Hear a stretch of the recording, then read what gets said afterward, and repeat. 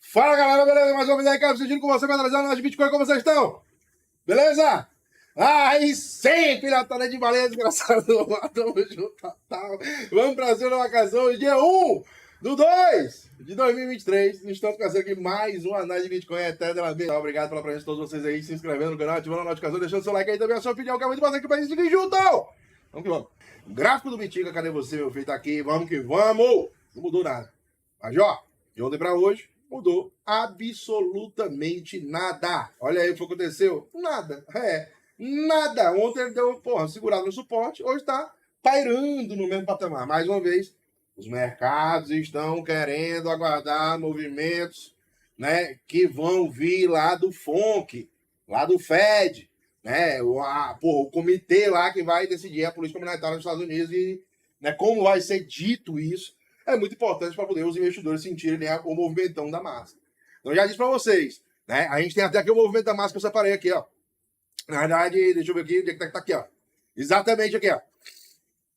Esse movimento da massa é um movimento que é muita onda, né? Então, aqui, ó, o próprio DB aqui, que eu recomendo todo mundo seguir, ó, o Tier 10K, né? Pô, esse cara aqui é um dos caras que transmite conhecimento aí nos mercados financeiros aí. Então, pô, recomendo todo mundo seguir ele lá. E vai assim, quero seguir, vai lá, segue. Não quero seguir. Então, pô, fosse. Prometeu. E aí o capitão é o seguinte, aí, ó. Ele fez um resumozinho aqui, ele acredita que, né, a possibilidade do mercado tá sentindo aqui, o sentimento do mercado tá na casa dos 25 pontos, né? Aliás, 25 pontos base, ou seja, 0,25 de aumento na taxa de juros. Então o mercado está esperando isso e tem, né, muita chance disso acontecer.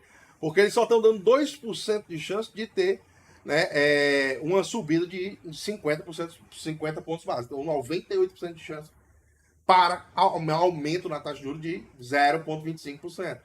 Então, se isso acontece, né, nós temos ali um movimento que o mercado ali já está meio que precificando, já está entendendo. E talvez, né, esteja refletindo nesse movimento. Aí a galera está especulando, cara, mas o importante não é só a subida dos juros. O importante é como que o Jay Powell, né, ele vai vir comentar, vai vir soltar aquela marcha, vai vir fazer aquele movimentão da massa, né, na ata depois, o que ele vai comentar na entrevista e pô, trocação de pau. Então a gente vai ver esse movimento da massa aí, como é que vai ser a refletir nos mercados, mas vai ser hoje às 3h30 da tarde ali, aproximadamente ali, então fica ligadão. Né? Com certeza vai trazer volatilidade para o mercado. Pode ser tanto trazer para baixo quanto para cima, mas é aquele negócio. Você tem que estar preparado para poder surfar os movimentos. Então, se você estiver sabendo que isso vai acontecer, já é um benefício para você. Então, o que está acontecendo hoje aqui no preço do Bitcoin é exatamente um aguardo desse tipo de movimento. Até mesmo para S&P, para os mercados tradicionais, voláteis como um todo, né? Tá todo mundo meio que esperando aí para ver o que é que o Fed vai dizer, quais são as, principalmente, né, previsões para o futuro que o Fed está tendo hoje. Né? Então é exatamente esse tipo de discurso que ele quer, né, ponderar. E aí eu digo para vocês, mais uma vez, tudo o que acontecer hoje será, né, um movimento de curto prazo.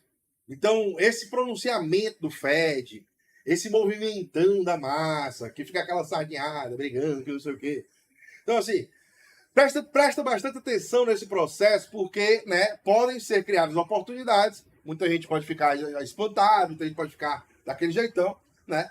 E a gente tem que estar aproveitando as melhores das coisas que tem no movimento da massa acontecendo.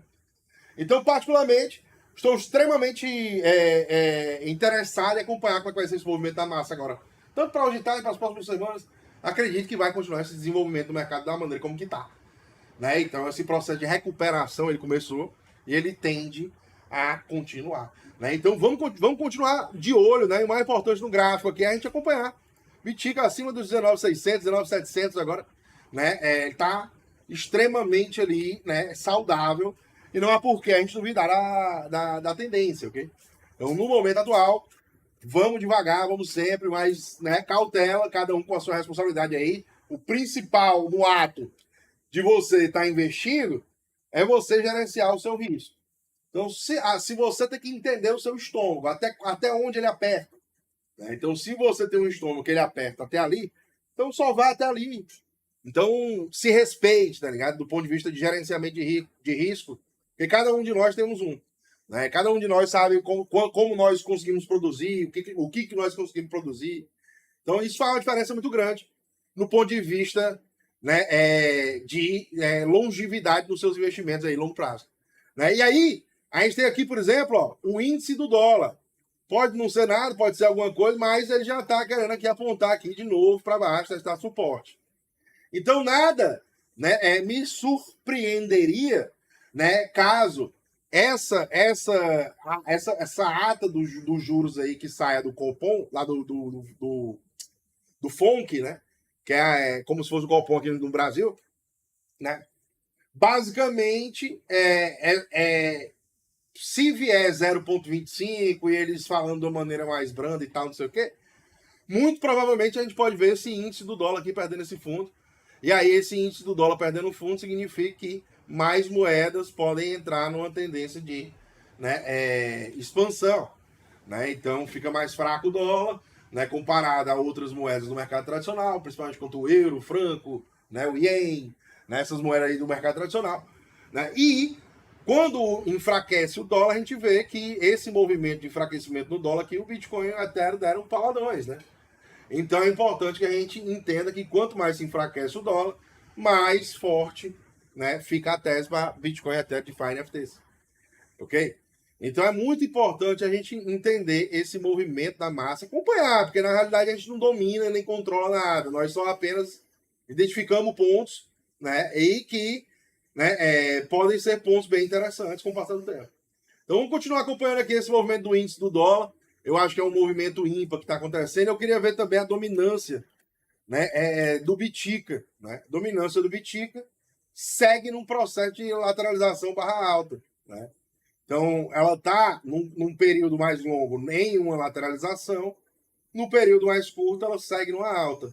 Né? Então é importante a gente continuar acompanhando esse processo. E aí eu comentei com vocês, né, até onde isso pode vir. Eu viria, né, eu acompanho esse movimento até aqui esses topos. Né? Foram topos encontrados anteriormente no mercado pelo Bitcoin e que acabaram revertendo nesse processo. Então quer dizer que ele vai até lá? Não, não quer dizer que ele vai até lá.